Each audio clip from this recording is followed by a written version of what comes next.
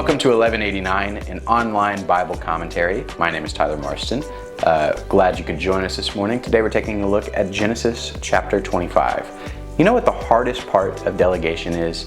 It's trusting that other people will make the right decisions in your absence. And God has experienced this over and over. Remember, in those first chapters of Genesis, He delegated being His image to creation to humans. And they've failed at that responsibility countless times. He's decided in order to restore the Eden ideal, He'll choose one family to promise blessing and grace to, for the purpose that they'll bring about the snake crusher who will destroy sin and death forever, once and for all. And in that way, that family will be a blessing to all nations. And He chose Abraham with that responsibility to be the patriarch of that family. But it took him a minute to get on the same page with God. And it seems like as soon as he's gotten there, Abraham has gone through this whole journey and is fully surrendered to God. And right after that, his wife dies. He has to marry Isaac off to Rebekah. And Abraham is about to die too. Just like God delegated the responsibility of being His image to humans, Abraham now is going to have to delegate the responsibility of the covenant and God's promises to his son Isaac and to his grandsons that are going to be Jacob and Esau. And those kids and grandkids are going to be imperfect, just like Abraham was. In Genesis chapter 25, we're going to see the end of the first verse and the beginning of the second one, all in the same song, right? It's just going to be repeated motifs of God using imperfect people for His perfect purposes. But remember, we talked about how God uses those imperfect people because He knows at their core what they're capable of, right? He knows where their potential is. So let's see how that unfolds in this passing of the torch from Abraham to his son Isaac. So in chapter 17, you might remember that Abraham's name was changed to reflect the fact that he was going to be the father of many nations. Obviously, he's the father of the Israelites. And he's also the father of the Ishmaelites, right? We know that. We've seen Ishmael's story play out. But here in the first few verses of chapter 25, we see that Abraham is going to have 6 other kids with his second wife, Keturah. And they're all going to become great nations themselves too. I mean, Midian is going to be the most famous of these. That's where Moses' wife and father-in-law are going to come from, is Midian. Out of his 8 total children, Abraham gives all that he has to Isaac. Now, normally the firstborn child would get that birthright and that blessing, but Isaac gets it here because he's the true child of the promise that only God provided. The other sons don't get nothing, right? They still get gifts from Abraham, but he says it's contingent on the fact that they have to move east. They have to leave because all of this land is going to go to the descendants of Isaac. Because that's what God promised, and Abraham is doing all he can to ensure that God's promise is fulfilled. And I think that's how we should live our lives. We all know Jesus is going to come back. We know that Jesus is going to set all creation right and unite the new heaven and the new earth together. But we should be living to make that as easy of a transition as possible, right? In the ways we live our lives, we should be preparing the way for that to happen. These are all the years of Abraham's life that he lived, 175 years. Abraham breathed his last and died in a ripe old age, an old man satisfied with life, and he was gathered to his people. So if we have to die in this broken world, there's not a better way to go out than this, right? A ripe old age, satisfied with life. It's what we all want, and Abraham gets this because of his not ever present, but his ultimate faithfulness and obedience to God. And he's actually buried in the same cave that he buried Sarah in, that he bought from the Hittite Ephron. And God continues His work by blessing Isaac next. But before we get to that, we have a little short interlude about the descendants of Ishmael after Abraham's death. We see that he has 12 sons that are called princes, and they each become their own tribe, right? And this is going to mirror the 12 tribes of Israel that are going to be coming in the next few chapters. But while the 12 tribes of Israel are going to be blessed and chosen to be the vehicle of God's blessing to the rest of the world, the tribes of Ishmael, it says in verse 18, settle in defiance of all of his relatives. So this is an ambiguous phrase, even in Hebrew. It literally means, against the face of his brothers he fell. Now don't forget that word fall is naphal, which is where we get the word Nephilim from, right? And those were the giant, violent, demonic warrior rulers from Genesis 6 before the flood. This might be idiomatic, and it indicates Ishmael's sons constantly warred either with each other or with the other tribes near them. And after all, that relates back to what Ishmael was prophesied to be by God in chapter 16, a wild donkey of a man, that his hand will be against everyone and everyone's hand will be against him. In this way, it may seem like a good thing that God made Abraham break traditional firstborn inheritances, right? But let's see if the sons of Isaac are going to be any better than the sons of Ishmael before we jump to that conclusion. Isaac prayed to the Lord on behalf of his wife because she was barren, and the Lord answered him, and Rebekah his wife conceived.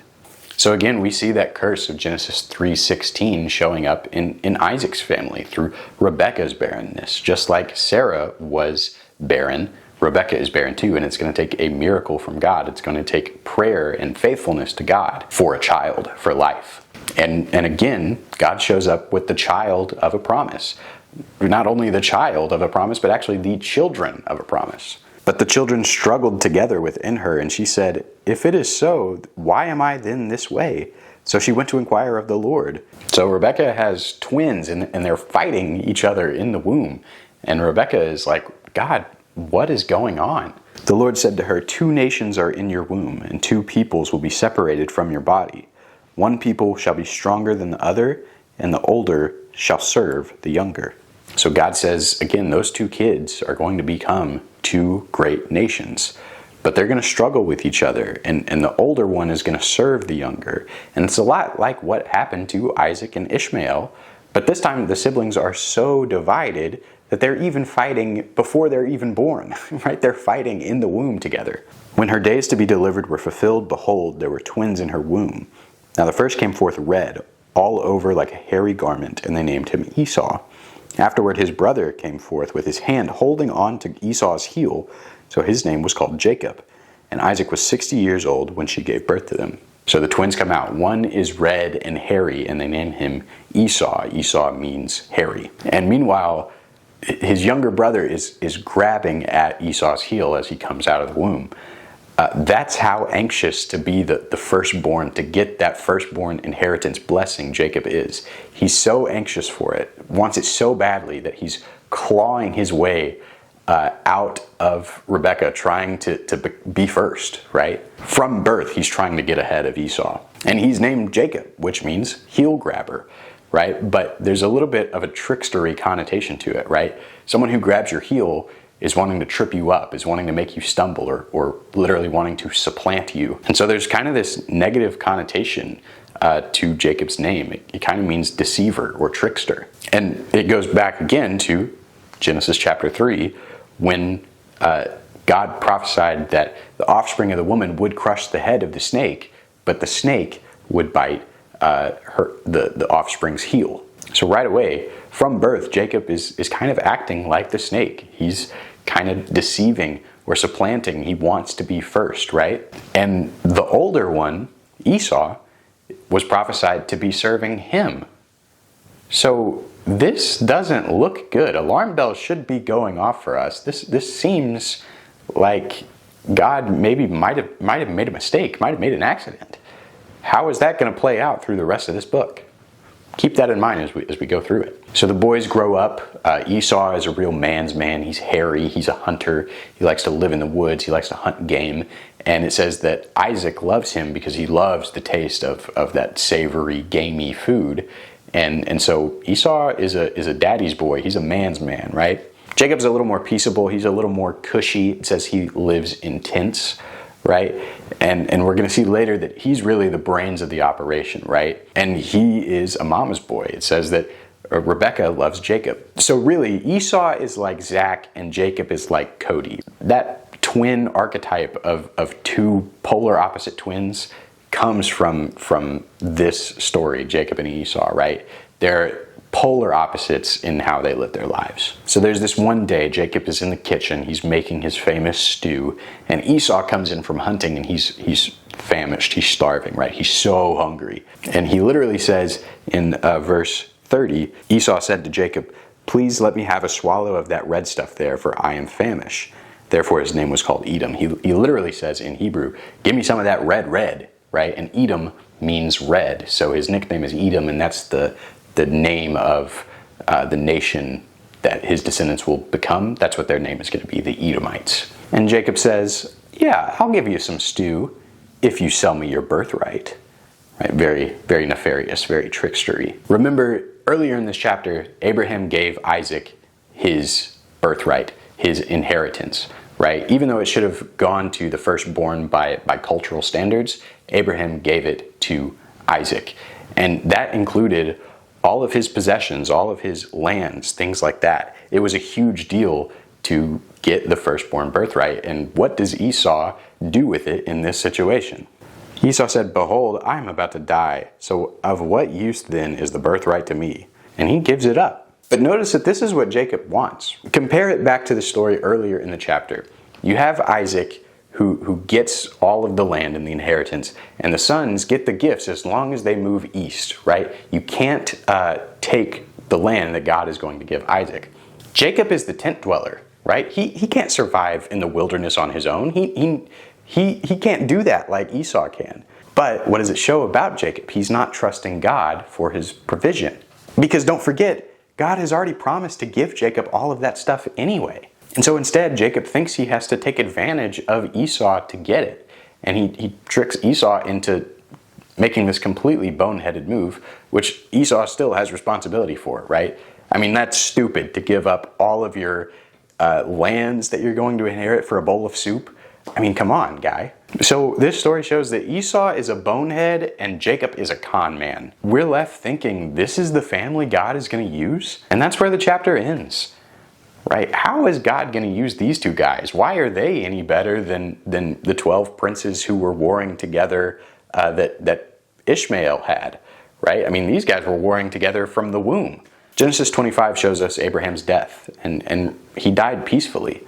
But we should also remember back in chapter 15, we heard that Abraham would die peacefully, but after that, bad things would happen to his descendants, right? And it would end up in 400 years of enslavement of his descendants.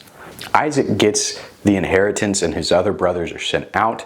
That leads to Ishmael's descendants and their constant warring, but it also brings about Jacob and Esau and their constant warring. We want one of these kids to end up like Abraham, being ultimately faithful, but our first introduction to these twins doesn't seem like either one is fit for this calling. But we also know that God had a word to Rebekah, and we know that he's in control. He has a plan, even in spite of Jacob and Esau's seeming failures. Jacob looks a lot like the serpent right now. He's deceptive, he's conniving, he's a trickster, he takes advantage of people. But God promises to change him, because it's God's will that he's going to be in charge by the end of the story. And it's going to be really interesting. So I hope you'll join us next week to hear even more about Jacob. But until then, this has been 1189. Thanks for watching. I really appreciate it. Let me know what you think about Genesis chapter 25 in the comments below, and have a good day. God bless.